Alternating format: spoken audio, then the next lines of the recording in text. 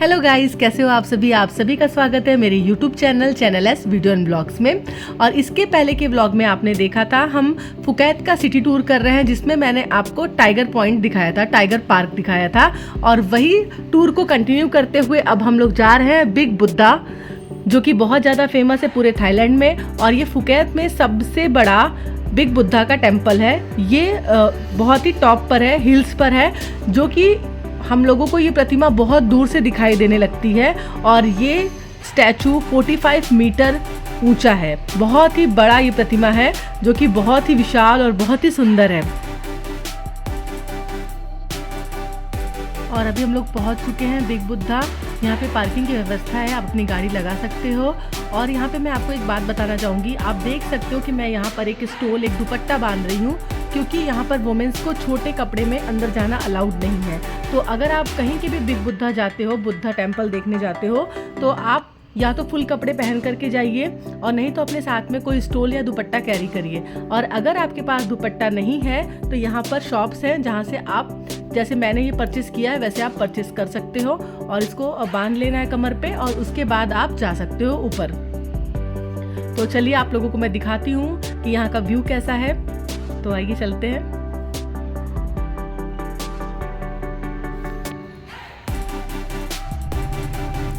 तो यहाँ से आगे बढ़ते हैं तो आप देख सकते हो मेरे लेफ्ट हैंड साइड में बहुत सी शॉप्स थी खाने पीने की। तो यहाँ से आप कुछ भी परचेस करके यहाँ पर खा सकते हैं। वेदर तो जनवरी का था, लेकिन गर्मी तो यहाँ पर रहती ही है। तो हमने यहाँ पे कोल्ड ड्रिंक्स वगैरह लिया, कुछ खाया पिया, और यहाँ से आगे बढ़े तो फिर आप देख सकते हो यहाँ पे बहुत सी प्रतिमाएं रखी हैं, जिसमें लॉफिंग बुद्धा, गणेश भगवान, बुद्ध जी, इन सब की प्रतिमाएँ यहाँ पर रखी हुई थी। और उसके बाद यहाँ से आगे बढ़ते हैं तो यहाँ पर कपड़े की शॉप्स थी, यहाँ से आप कुछ भी अगर चाहते हैं तो परचेस कर सकते हो। तो ये सब का आनंद लेते हुए हम आगे बढ़ते हैं। और आगे बढ़ने के बाद हमने सोचा नहीं था कि इतना सुंदर व्यू यहाँ से दिखता होगा। हम बहुत ऊंचाई पर हैं इस समय, तो यहाँ का नज़ारा आप देख सकते हो। और जो मूर्ति नीचे से इतनी सुंदर और इतनी विशाल दिख रही थी, करीब आने के बाद तो वो बहुत ही सुंदर व्यू था यहाँ से। और मैं आपको सामने से ये व्यू दिखाती हूँ इनका। यहाँ पर बहुत से लोग थे, बहुत क्राउड प्लेस था, लेकिन यहाँ पे उसके साथ साथ शांति भी बहुत थी। और इसका जो शांति थी, शांति के साथ साथ मौसम ने भी हमारा बहुत साथ दिया था। तो यहाँ का व्यू और भी अच्छा दिखने लगा था। ये चारों तरफ से हमें पहाड़ दिख रहे हैं और हम बहुत ऊंचाई पर हैं, तो यहाँ का व्यू बहुत ही सुंदर दिख रहा था। पहले हम लोग आए तो धूप बहुत तेज़ थी, सडन एकदम मौसम चेंज हो गया, तेज़ हवाएं चलने लगी और साथ साथ बादल भी हो गया, जो कि यहाँ की खूबसूरती को और भी ज़्यादा बढ़ा रहा है। और मैं यहाँ पे दिखाती हूँ आपको करीब से ये प्रतिमा। आप देखिए कितनी विशाल है ये प्रतिमा, जो मैं आपको बता रही थी कि 45 मीटर ऊंचा है। बहुत ही विशाल और बहुत ही सुंदर, शांति का प्रतीक, बहुत ही सुंदर था ये व्यू। तो अगर आप जाते हैं तो फुकेत में ये बहुत प्रसिद्ध है, आप यहाँ ज़रूर जाइएगा। उसके बाद हम लोग टेम्पल के पीछे साइड में जाते हैं तो यहाँ पर देखते हैं कि और भी यहाँ पर काम चल रहा है, मंदिर को और बड़ा किया जा रहा है। और यहाँ पे बहुत से लोग बैठ करके पूजा कर रहे थे, मंत्र उच्चारण हो रहा था। तो ये सब कुछ हमने थोड़ा देखा। अभी इसको बनने में थोड़ा और टाइम लगने वाला है। और यहाँ पर साथ में बहुत ही ज़्यादा शांति थी। अगर आप चाहते तो आप भी कुछ देर यहाँ पर बैठ सकते हैं।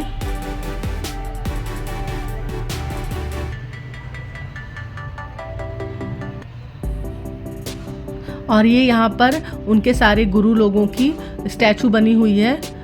बाहर निकलने के बाद चारों तरफ ये बहुत सा ऐसे स्टैचू बना हुआ था। और बुद्ध जी की प्रतिमाएं भी छोटी छोटी रखी हुई थी यहाँ पर। या आप देख सकते हो एक लाइन से रखी हुई थी। फिर यहाँ से हम लोग निकलते हैं और अपने आगे के पॉइंट पे घूमने जाते हैं। तो यहाँ पर हमको हनी बी दिखाने के लेके जाते हैं। हनी बी गार्डन है यहाँ पर, और उससे क्या क्या चीज़ें बनती हैं और वहाँ पे सेल होता है, तो वो सब दिखाने के लिए लेकर के गए थे।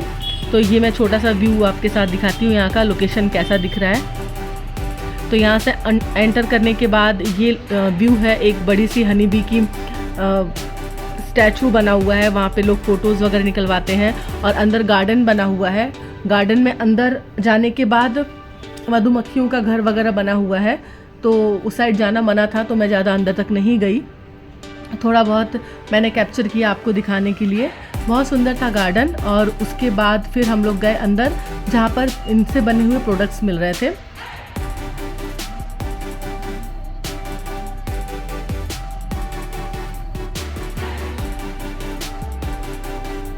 ये था यहाँ पर इनका स्टोर था, तो अगर आप यहाँ चाहते हो तो आप चीज़ें परचेस कर सकते हो। हनी वगैरह मिल रहा था और उससे बनी हुई और भी जो चीज़ें रहती हैं वो सब कुछ यहाँ मिल रहा था। कैंडी वगैरह भी थी। तो यहाँ पर हमारे गाइड हमको समझा रहे हैं कि आप ऐसे ऐसे यहाँ से ले सकते हो। तो हम लोगों ने कुछ लिया तो नहीं, लेकिन हाँ हम लोगों ने यहाँ पर पूरा देखा और समझा।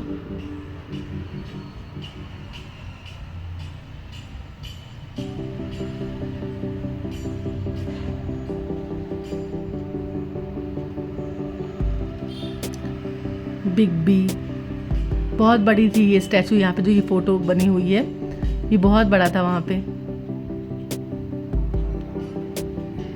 गार्डन भी बहुत मेंटेन करके रखा गया था यहाँ पे।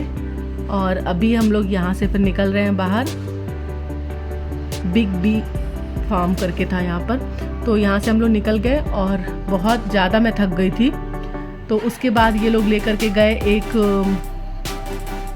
एक म्यूज़ियम बोल सकते हो, एक ज्वेलरी की शॉप बोल सकते हो।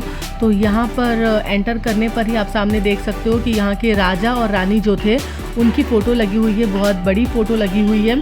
तो इसके बाद यहाँ पे अंदर हमको लेकर के जाते हैं जहाँ पे बहुत सी ज्वेलरी थी जो कि आप परचेस कर सकते हो।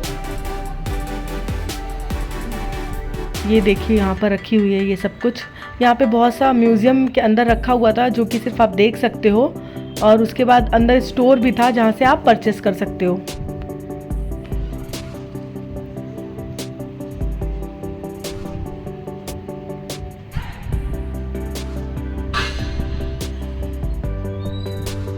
और इन लोगों की तरफ से हमको कॉफ़ी और कुकीज़ का भी इंतज़ाम करा करके रखा था उन्होंने, जो कि फ्री ऑफ कॉस्ट था। तो हम लोग यहाँ बैठ करके कॉफ़ी भी पिए थे। और ये बहुत सुंदर था, इसको बहुत सुंदर से सजाया गया था। और यहाँ पर इनके राजा और रानी की पूरी हिस्ट्री लिखी हुई थी, फ़ोटोज़ लगाए गए थे। ये आप देख सकते हो कितना सुंदर है।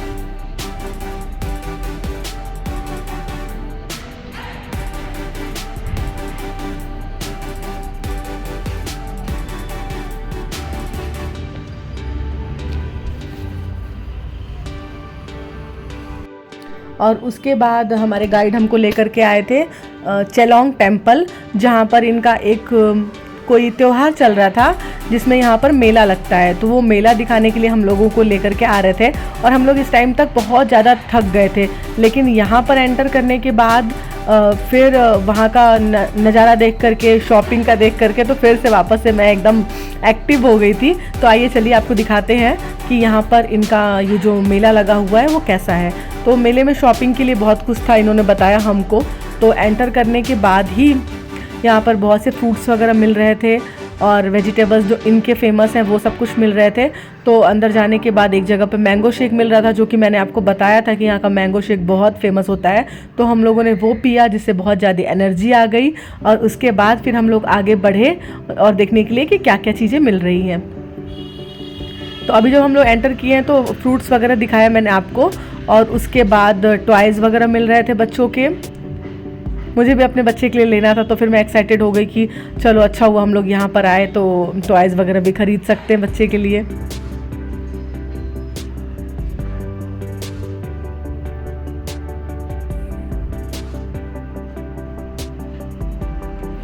और यहाँ पर जो भी चीज़ें थी बहुत रिजनेबल प्राइस में मिल रही थी। वैसे तो थाईलैंड, फुकेट, बैंकॉक ये सब कुछ शॉपिंग के लिए बहुत अच्छा माना जाता है, तो अच्छा है, सस्ता है। लेकिन यहाँ पे जो चीज़ें थी वो बहुत सस्ती थी, तो बहुत कुछ यहाँ से मैंने शॉपिंग किया था। ये हमारा लास्ट डे के एक दिन पहले वाला डे था। इसके बाद हम लोग गए थे जेम्स बॉन्ड भी घूमने के लिए। तो मुझे ऐसा लग रहा था कि मैंने जिसके लिए अभी तक कुछ नहीं लिया है, तो वो सब कुछ मैं सोच रही थी कि मैं कहाँ से लूँगी। बट ये बहुत अच्छी जगह लेकर के आए थे और यहाँ पे मुझे सब कुछ मिल गया जो मैं लोगों को गिफ्ट करने के लिए लेना चाहती थी। ये कॉफ़ी मग वगैरह है, मोबाइल्स, कवर, सब कुछ थोक के भाव में मिल रहा था यहाँ पर। तो वहाँ पर हमको एक शॉप मिल गई जहाँ पर कोई भी सामान लो आप सिर्फ 20 बात में मिलेगा। 20 बात बोले तो इंडिया का कुछ 40-45 रुपीज़ होता है। और यहाँ पर इतना सस्ता था और इतनी अच्छी चीज़ें थी, तो मैंने तो बहुत ज़्यादा सामान यहाँ से सबको गिफ्ट करने के लिए ख़रीदा और वो सबको बहुत पसंद भी आया। और उसके बाद मैंने आपको जो बताया था कि पटोंग बीच है फुकेत में, तो यहाँ पर भी हम लोग रात को आ गए थे, थोड़ा वॉक वगैरह किए हम लोग यहाँ पर। और यहाँ का नज़ारा तो मतलब इवनिंग में बहुत ज़्यादा सुंदर था, रेत भी बहुत सॉफ्ट थी, तो कुछ देर हम लोग यहाँ बैठे। तो ऐसे ही हमारा कंप्लीट होता है फुकेत का सिटी टूर। और आप लोग ये टूर करने के लिए क्लूक ऐप से बुक कर सकते हो। अगर आप क्लूक ऐप से नहीं बुक करते हो तो वहाँ जा कर के भी बहुत आसानी से आप ये ले सकते हो। तो thank you so much guys, कैसा लगा आपको ये वीडियो ज़रूर बताइएगा। और इतना प्यार और सपोर्ट करने के लिए थैंक यू सो मच। अगर मेरे चैनल को अभी तक सब्सक्राइब नहीं किए हैं तो प्लीज़ सब्सक्राइब कर लीजिए। और थाईलैंड के सिर्फ 1-2 ब्लॉग्स और बचे हैं जो कि बहुत जल्दी मैं डाल दूँगी। Thank you.